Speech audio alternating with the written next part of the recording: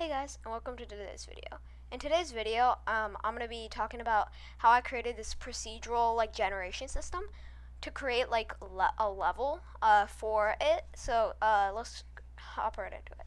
So it's pretty blank scene. I renamed it procedural example, and I created a dungeon root for it, which has three scripts: the dungeon generator, the dungeon manager, and the dungeon visualizer.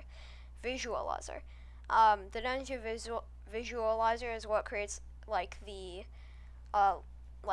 actual rooms, the visual stuff, and then the dungeon generator is what creates is what stores how many rooms there are, and how many where the enemies spawn and where they spawn, and then they're both used by the dungeon manager to create it. So let's click play. I don't have the movement set up in this scene. I do in the other scenes though. So it generated a room. There's different types of rooms too. There's the circle ones, which is kind of like that. And there's the L-shaped ones. And then there's corridor type ones that are kind of circles but different. They're like crescents, if you know. So they kind of spawn. They spawn in the room's general location. The only ones that don't really spawn in the room is this one and this one. So I'd say it worked pretty well when I did it, and I did run into a few errors. One of them was I forgot to put the tile maps because it was a new scene, and the next one was I just didn't source them correctly most of the time, but it works correctly. It clones all the monsters according to what what floor it's on. So it says floor and then rooms, and then you can generate a new floor. Go to the next floor. Floor 2 should spawn. Well, yeah, it spawned this little dude. It spawns more monsters.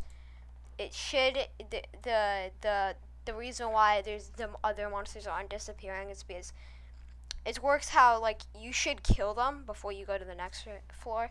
So I'm just gonna generate a bunch of them, and it's kind of laggy. It glitches a lot. So yeah, it's kind of laggy too. So now you can see there's a bunch more enemies. You just can't see them all. There's a bunch more, and I should tweak it so that the dungeon disappears, kinda. That's one thing I haven't got to yet, because as you can see, if you can see this popping out from the side and all around, you can see that the rooms are being generated on top of each other, like the floors are. So this is the last room that's being generated, and they're kind of mushing together to create this really weird image-ish. So yeah, it's pretty weird once it's if it generates like that.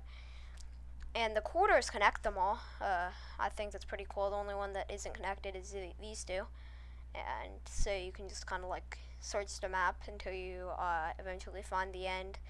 I'll put it at the end of one of the quarters, make it randomly spawn at the end of one of these quarter rooms. So up there, because it's pretty easy to get there. So maybe if this was a quarter, maybe right there. And it could be anything, and it could be anything. So what I need to do now is basically discard the original floor, because now it says there's 2 floors, and I'll go to the next floor. I'm just gonna go to the next floors because it doesn't really matter. So just go to the last floor that it generated. So now it's floor 11, so it has all of these monsters.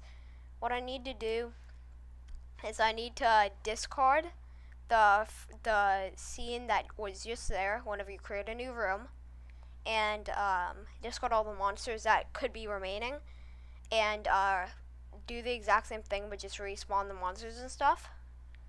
So yeah, that's pretty much what I need to do to tweak it, and then it should be pretty much finished.